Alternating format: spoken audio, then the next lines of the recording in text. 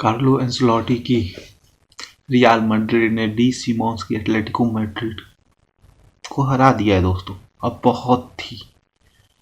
बहुत ही आसानी से। नहीं, हाई स्कोरिंग मैच नहीं था, स्कोरिंग हाई मैच नहीं था, पर जिस तरह हम लोग सोच रहे थे कि एटलेटिको मैड्रिड आएगी और रियल मैड्रिड को परेशान करेगी या उसी को होम ग्राउंड पे उसको हराएगी, ऐसा नहीं हुआ। एटलेटिको मैड्रिड आई, रियल मैड्रिड ने उसे परेशान किया। हमारे पास पूरे मिडफील्डर नहीं थे, हमने रोया नहीं, हमने उन्हीं के साथ खेला जो हमारे पास थे। ठीक, बहुत ही खूबसूरत मैच था। ठीक, अगर बात किया जाए डी सिमोंस की, कुछ सब्स्टिट्यूट्स पे भी कुछ गलतियां हुई हैं, ठीक, जिसके चलते एटलेटिको मैड्रिड को ये हार झेलनी पड़ी है। पर अगर रियल मैड्रिड के लिए अगर बात किया जाए तो बहुत ही खूबसूरत परफॉर्मेंस, आउटस्टैंडिंग परफॉर्मेंस था रियल मैड्रिड के लिए। और मतलब रौन दिया भाई, होली आने से पहले होली खिला दिया गया है। ठीक, अब बाकी का काम होली के बाद हम करेंगे। 9 या 10 तारीख को है 12 तारीख को है सेकेंड लेग, उसमें करेंगे। ठीक, अगर परफॉर्मेंस की बात करें तो आउटस्टैंडिंग परफॉर्मेंस निकल के आया एसेंसियो का, वालवर्डे का और टुआमेनी का अगर बात करें तो भाई बहुत ही खूबसूरत परफॉर्मेंस।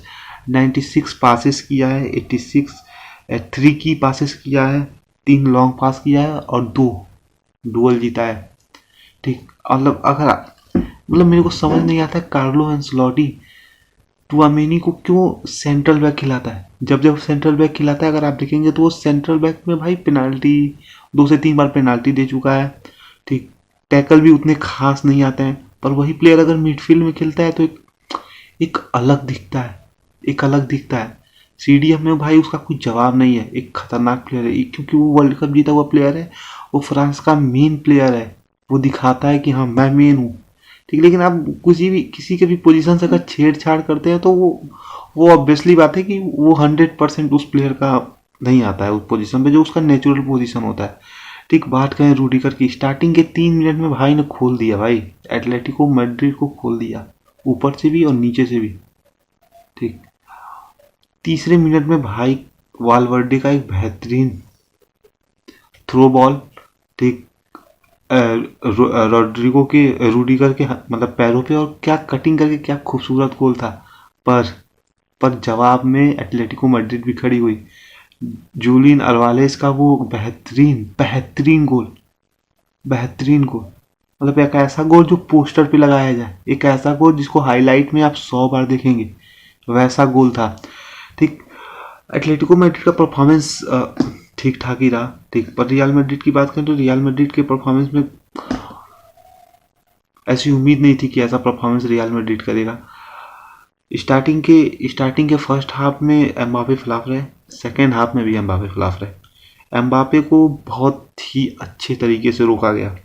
ठीक, और विनीसियस जूनियर का अगर परफॉर्मेंस की बात करें तो ठीक ठाक ही था, ऐसा नहीं था बहुत आउटस्टैंडिंग था या कुछ था, बस था 40-45% अच्छा परफॉर्मेंस था। जैसे विनीसियस जूनियर को हम लोग खोजते हैं वैसे विनीसियस जूनियर दिखे नहीं।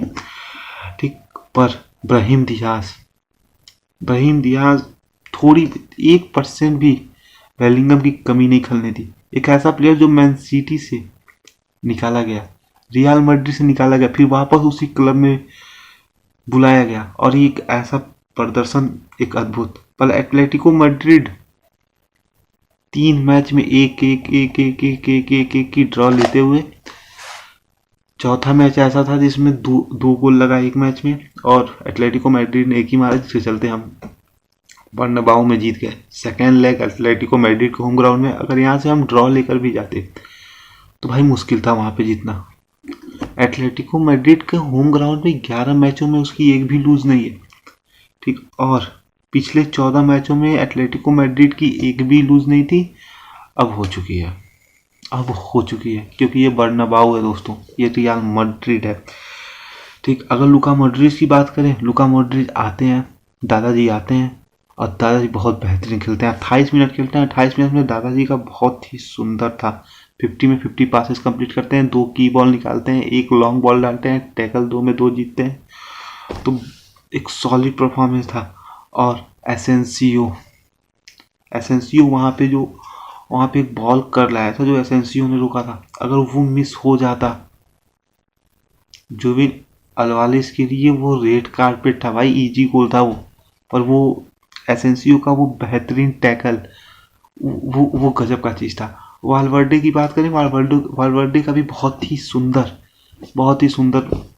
डिफेंस में परफॉर्मेंस है भाई। कार्लो एंसलोटी, प्लीज़ भाई उसको कभी मिडफील्ड में मत डालो, उससे बढ़िया राइट बैक आपको मिल ही नहीं सकता प्रेजेंट टाइम में। बंदा आगे जाके भी खेलता है, बंदा बहुत तेज रिकवर करता है पीछे के लिए, तो एक बहुत ही बेहतरीन परफॉर्मेंस था। अगर उसको बार बार अगर आप आगे पीछे कर रहे हो तो वो रियल मैड्रिड के लिए दिक्कत करेगा, क्योंकि आपके पास राइट बैक नहीं है। ठीक, मेंडी का भी एक सॉलिड परफॉर्मेंस था जो बहुत ही बेहतरीन था। ठीक, सेकेंड लेग की बात है, सेकेंड लेग भी हो सके तो हम लोग जीत सकते हैं। मैं प्रेडिक्ट नहीं करूंगा, इसके पहले भी प्रेडिक्ट नहीं किया था कि कौन जीतेगा कौन नहीं जीतेगा। ठीक है, और बेलिंगम का भी जो येलो कार्ड था वो सस्पेंड हो चुका है। सेकेंड लेग में बेलिंगम भी आते हुए नजर आएंगे, रियल मैड्रिड के साथ जुड़ते हुए नजर आएंगे। सबायोस के बारे में कुछ कह नहीं सकते क्योंकि इंजरी के चलते सबायोस बाहर है, फिर क्या होगा।